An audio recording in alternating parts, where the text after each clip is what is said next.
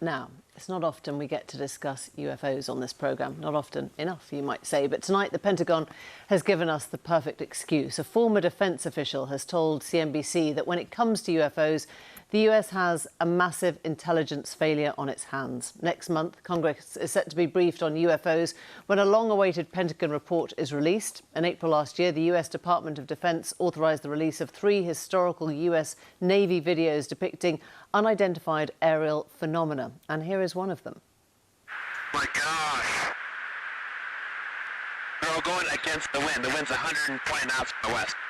Look at that thing, dude. Well, if there's look at that thing. It's rotating.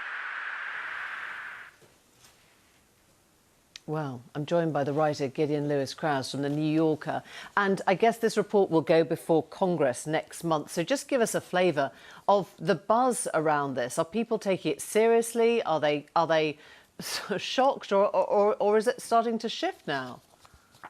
Well, it's been shifting for the last few years. Ever since the New York Times ran a big story in December of 2017, all of a sudden it's gained currency as a credible topic of conversation in the States for the first time since the late 1960s. And certainly that has reached a kind of fever pitch here over the last couple of weeks. We've had a lot of media attention with the expectation that this report next month might actually reveal something.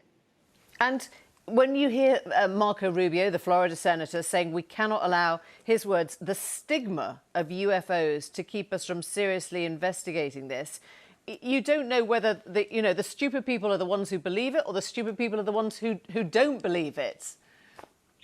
Well, I think the most sane and least sensationalistic way to interpret that kind of statement is to say that the Pentagon is a classic, military bureaucracy. Everything is reported in precisely the way that it's expected to be reported. Everything goes in its slot. And that one way to read this is to say, we're entering a new era of potential drone warfare, and that we actually just need better reporting procedures such that when people see strange things in the sky, they don't feel like they're going to be labeled hallucinatory kooks if they speak out about it. So can we talk about these strange things in the sky then? I mean, when you break it down, you've got, I guess, a choice of whether the UFOs are secret US military, a foreign player of some sorts, or something inexplicable and extraterrestrial, right? Right. Those are the 3 options. I mean, or it's just a lot of instrumental glitches. But the problem with that interpretation is that it's hard to square a lot of instrumental glitches with the kind of radar returns that we have, and especially the pilot testimony complicates that way of trying to write it all off. But yet, those are the 3 categories.